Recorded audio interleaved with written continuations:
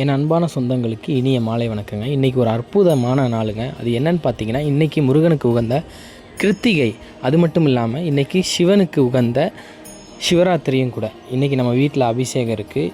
7 வகையான அபிஷேகம் போட்டிருக்கோம். அது என்னன்னு பார்த்தீங்கன்னா, பால், தேன், தயிர், இளநீர், சந்தனம், பன்னீர், பஞ்சாமிர்தம். இந்த 7 வகையான பொருட்களை கொண்டு நம்ம இப்போ அபிஷேகம் பண்ணிகிட்ருக்கோம். இன்றைக்கி எங்களுக்கு இந்த அபிஷேகம் பண்ணுற பாக்கியத்தை கொடுத்த இந்த முருகனுக்கும் சிவனுக்கும் தான் நாங்கள் ரொம்ப நன்றி சொல்லணும். ஏன்னா சாதாரணமாக இந்த அபிஷேகம் பண்ணுற பாக்கியம் எல்லாருக்கும் கிடைக்காது. இது எங்களுக்கு கிடச்சிருக்கு அப்படிங்கும்போது நாங்கள் ரொம்ப சந்தோஷப்படுறோம். அவன் அருளாலே அவன் தாள் வணங்கி அப்படிங்கிற மாதிரி, சிவனோட அருள் இல்லாமல் நம்ம சிவனை கும்பிட முடியாதுங்கிற மாதிரி, எங்களை போல் நீங்களும் எல்லா வளமும் நலமும் பெற்று சந்தோஷமாக இருக்கணும்னு நாங்கள் கடவுளை வேண்டிக்கிறோம். உருவாய் அருவாய் உளதாய் இளதாய் மறுவாய் மலராய் மணியாய் ஒளியாய் கருவாய் உயிராய் கதியாய் விதியாய் குருவாய் வருவாய் அருள்வாய் குகனே. இந்த பாடல் பார்த்திங்கன்னா திரு அருணகிரிநாதர் அருளிய கந்தர் அனுபூதி. இதில் ஒரு சின்ன விளக்க உரை பார்ப்போம். உருவாய் அப்படின்னா 6 முகமும் 12 தோளும் கொண்ட சகல வடிவமாய். அருவாய் அப்படின்னா குணம், குறி, நாமம் அகன்ற அகலமுமாய். உளதாய் அப்படின்னா உண்டு என்பவருக்கு உள்பொருளாகவும். இளதாய் இல்லை என்பார்க்கு இல்பொருளாகவும். மலராய் மலராகவும். மறுவாய் அம்மலரின் மனமாகவும். மணியாய் மாணிக்கமாகவும். ஒளியாய் அதன் ஒளியாகவும்.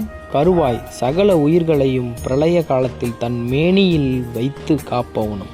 உயிராய் சிருஷ்டிக்கும் போது சகல ஜீவன்களுக்கும் உயிருக்கும் உயிராகவும் ஆன்மாவாகவும் திகழ்பவனும்.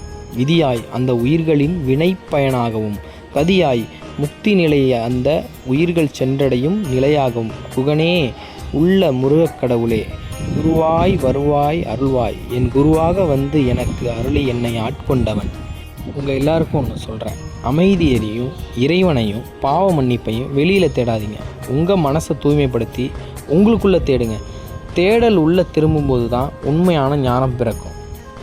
நீங்கள் உண்மையிலேயே ஒன்று ஆழமாக விரும்பும்போது அதை நீங்கள் அடையிறதுக்கு இந்த ஒட்டுமொத்த பிரபஞ்சமும் உங்களுக்கு உதவி செய்யும். அதனால் உங்கள் ஆசை நியாயமானதாக இருக்கட்டும். கடவுள் உங்களுக்கு எப்போவும் துணையாக இருப்பார். எதுக்கும் கவலைப்படாதீங்க. கவலைகள் ஒருபோதும் பிரச்சனைகளை தீர்ப்பதில்லை. அதனால் எதுக்கும் கவலைப்படாதீங்க. தைரியமாக இருங்க. கடவுள் உங்களுக்கு எப்போவும் துணையாக இருப்பார். எல்லா உயிர்களிடம் அன்பு செலுத்துங்கள். கருணை காட்டுங்க. இந்த பிறவியே கருணையும் அன்பும் நிறைஞ்சது தான். இறைத்தன்மையை வெளியே தேடாதீங்க. இறைத்தன்மை உங்களுக்குள்ளேயே இருக்குது.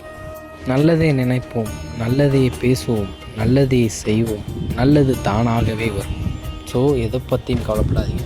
அந்த ஆறுமுக கடவுளும் அண்ணாமலையார் உண்ணாமலை அம்மையும் நம்ம எல்லாருக்கும் அருள் செய்வாங்க. எப்போவும் எல்லாரும் சந்தோஷமாக இருக்கும். நன்றி.